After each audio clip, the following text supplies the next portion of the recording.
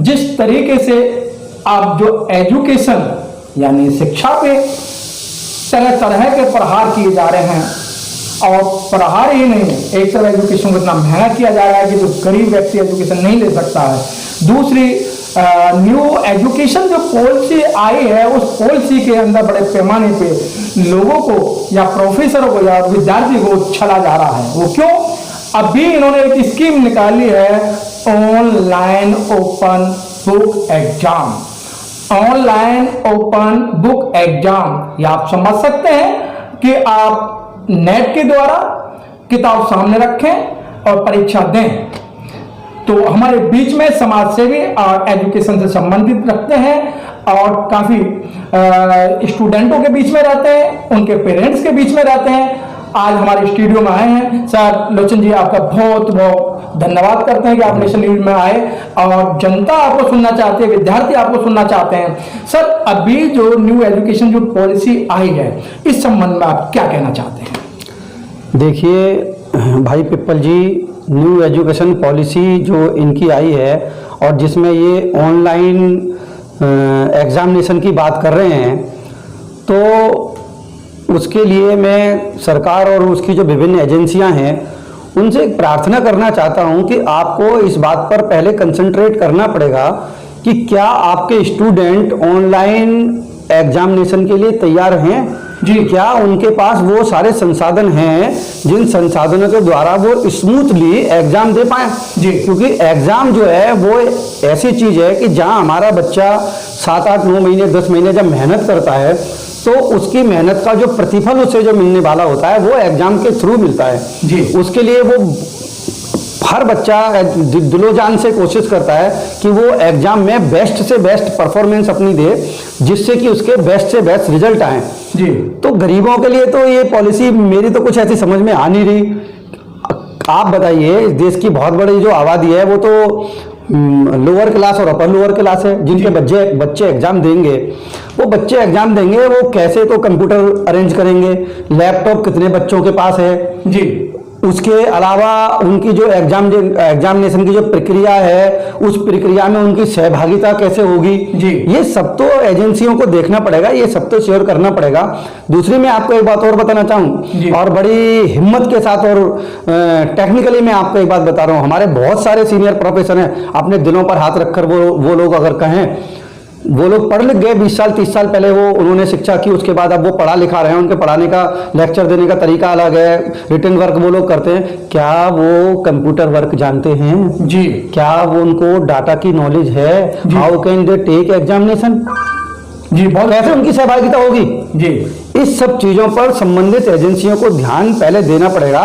और मेरी तो एक और आम नागरिक होने के नाते इस देश का एक गुजारिश है उन एजेंसियों से कि पहले आप एग्जाम देने के संसाधनों की सुनिश्चितता जी करें कि वो संसाधन बच्चे के पास हैं कि नहीं है, और फिर उसका 1-2 सेशन जो है वो ट्रेनिंग सेशन रखें जी।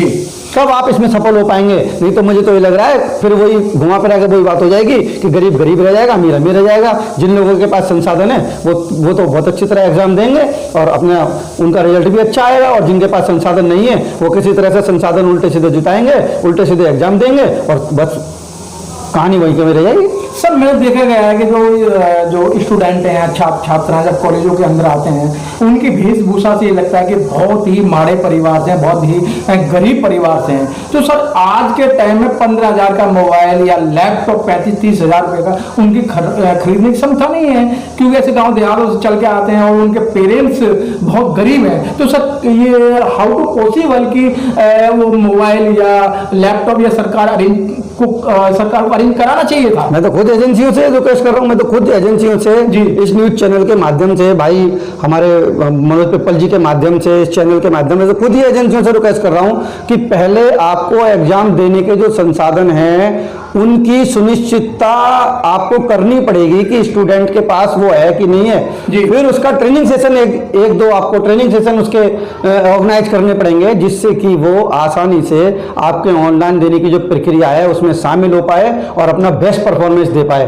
क्योंकि अभी भी ये मानता हूं कि बहुत बड़ा स्टूडेंट का जो वर्ग है वो अभी भी वंचित वर्ग है जी। उसके पास ये जो सोशल मीडिया के जो ढेर सारे संसाधन है ये नहीं है। आप कह दोगे साहब सबके पास मोबाइल है, टच स्क्रीन का मोबाइल है, लेकिन इतना अच्छा मोबाइल आज भी इस देश में बहुत सारे स्टूडेंटों के पास नहीं है जितनी अच्छी मोबाइल के साथ वो आपके एग्जाम की प्रक्रिया में शामिल हो पाएंगे।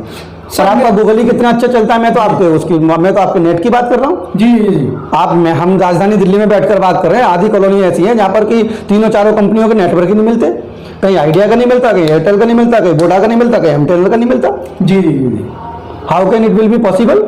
सर देखा गया है कि अभी मेरी कुछ प्रोफेसरों से बात हुई है, कुछ छात्राओं से बातें हुई, वो इसका बड़े पैमाने पर विरोध कर रहे हैं, क्योंकि ये तो एजुकेशन का मतलब ये है कि लोगों को या छात्र छात्रा को, विद्यार्थी को अपंग बना रहे हैं, बिल्कुल हैंडी बना रहे हैं। और क्या ये सर ये संभव है कि ऑनलाइन जो पेपर दिया जा रहा है कि वही स्टूडेंट पेपर दे रहा है? हो सकता है कि कोई और उससे अच्छा क्वालिफाइड बच्चा बैठ के उस पर एग्जाम दे रहा है। ये भी संभावनाएं बढ़ सकती हैं, आपकी बात में दम है।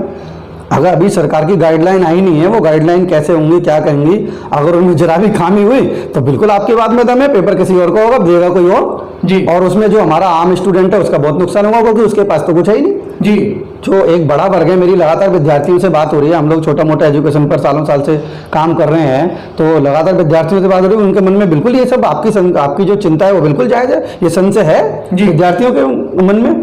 पुनः मेरी विनती है कि आप इसको किस तरह से करोगे, ये बड़ा चैलेंज है एजेंसियों के लिए। क्योंकि सर कहीं अगर वो बच्चा जो इसे एग्जाम देने को लिए साइबर कैफे में भी जाता है तो वहाँ सर बहुत सारी प्रॉब्लम है, घंटे के हिसाब से उसे पैसे देने पड़ेंगे, प्लस अगर थोड़ा बहुत सामान जुटा भी लेता है सर, कहाँ से वो प्रिंटर लाएगा, कहाँ से मोबाइल लाएगा, कहाँ से सर वो लैपटॉप लाएगा, पहले उसे स्कैन करेगा, स्कैन करने के बाद में फिर वहाँ भेजेगा। जो एग्जाम 1.5 घंटे का होने जा रहा है या 1.5 घंटे या 3 घंटे का, वही एग्जाम सर वो 4-5 घंटे का होगा। नहीं, पहली बात तो आपकी ये सब बात जायज है कि साइबर कैफे में वो कैसे डील करेगा, क्या करेगा। मैं तो आपसे इससे आपकी बात से आगे बढ़कर एक और बात कहना चाह रहा हूँ। आप ये बताइए आपके पास साइबर कैफे हैं कितने?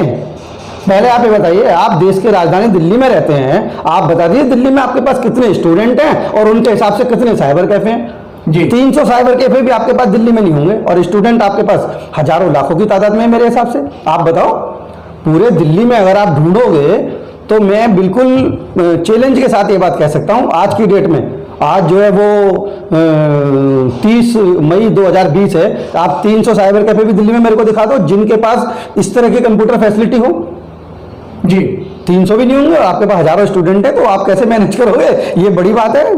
तो सर आप चलते चलते उन जो विद्यार्थी हैं या जो विद्यार्थी के जो पेरेंट्स हैं, गार्जियंस हैं, उन्हें क्या संदेश देना चाहते हैं? मैं आदरणीय विद्यार्थी और उनके परिवारों को ये संदेश देना चाहता हूँ कि साथियों, आप लोग अपनी तैयारी में कोई कमी मत रखो, खूब तैयारी करो।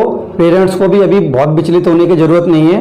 एजेंसियां जरूर हर मुद्दे पर गंभीरता से सोच रही होंगी और कोई ना कोई हल वो निकालने की जरूर कोशिश करेंगी। जिस तरह के अभी भाई पिप्पल जी के साथ हमारी चर्चाएं इस शो के माध्यम से लगातार हुई हैं, जरूर कुछ ना कुछ पॉजिटिव रिजल्ट आएगा। आप अपनी तैयारियों में कमी मत रखो।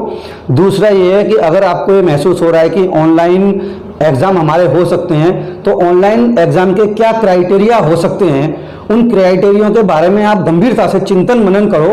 और फ़ोन तो सबके पास है ही टच स्क्रीन का, जितना भी आप उसकी मदद से ऑनलाइन प्रक्रिया में क्या क्या हो सकता है, पेपर कैसे आएगा, आप कैसे भरोगे, आप टाइप कैसे करोगे, अगर तो मार्किंग क्वेश्चन आते हैं तो किस क्वेश्चन पर आप कैसे आपको मार्किंग करनी है, टाइम आपका सेटअप कैसे होगा, कितने घंटे का पेपर है तो इतने घंटे में आपको क्या क्या कैसे करना है, कैसे पढ़ना है, तो उन सब तैयारियों में आप लगे रहो। और हम सब भी छोटे मोटे सोशल एक्टिविस्ट हैं, हम सरकार और एजेंसियों के कानों में बिल्कुल ये अपनी बात पहुंचाने की कोशिश कर रहे हैं और झगड़ भी रहे हैं उनसे, क्योंकि हम इस देश के नागरिक हैं, हमारा अधिकार है। अगर कोई एजेंसी कुछ ऐसी चीज करना चाह रही है जो कि प्रयोग में जब वो आएगी, जब उसका इम्प्लीमेंटेशन होगा तो शायद वो बहुत बेटर नहीं होगा, तो हर नागरिक का अधिकार है अपनी क्वारीज उनके पास लेके जाना और उनको इस बात के लिए राजी करना या उनका विरोध करना कि भाई आप इसको जो है वो स्मूथली कैसे चलाओगे, इस पर आप ध्यान केंद्रित करो। हम भी एजेंसियों से रिक्वेस्ट कर रहे हैं, लगातार हम एजेंसियों के संपर्क में हैं, उनसे रिक्वेस्ट करने की कोशिश कर रहे हैं कि भाई आप ये जो प्रक्रिया लागू कर रहे रहे हो, इस प्रक्रिया को आरामदायक प्रक्रिया के रूप में कैसे होगा और जो आपका मोटो है वो कैसे ठीक ढंग से पूरा होगा, इस पर आपको जरूर कंसंट्रेट करना पड़ेगा, नहीं तो आप बहुत बड़े जो वर्ग है उसके रोज के शिकार होंगे। धन्यवाद। बहुत बहुत धन्यवाद आपको संजय लोचन जी ने, जो एक एजुकेशन पे अच्छा काम कर रहे हैं, बहुत अच्छी बात बताई। आपको विचलित नहीं होना, आपको परेशान नहीं होना है, क्योंकि आए दिन अभी मेरे प्रोफेसरों से भी बात हुई, प्रोफेसर जो दिल्ली यूनिवर्सिटी के प्रोफेसर हैं उसके विरोध में छात्राएं जो परीक्षार्थी हैं वो भी इसके विरोध में, वो परीक्षा देने के मूड में नहीं है। तो आपको विचलित नहीं होना है, क्योंकि इसका रास्ता निकलेगा। क्यों निकलेगा कि अब जैसे लॉकडाउन के अंदर पहले ही इतनी बड़ी महामारी चल रही है, उसके तहत लोग पूर्ण रूप से खाली हो चुके हैं, तो इतनी बड़ी सुविधा साधन नहीं जुटा सकते हैं। बहुत अच्छी बात कही। फिर हम मिलेंगे नए टॉपिक के साथ अगले दिन। नमो बुद्धाय, जय भीम। जय Do like and subscribe. SN News. Do like and subscribe.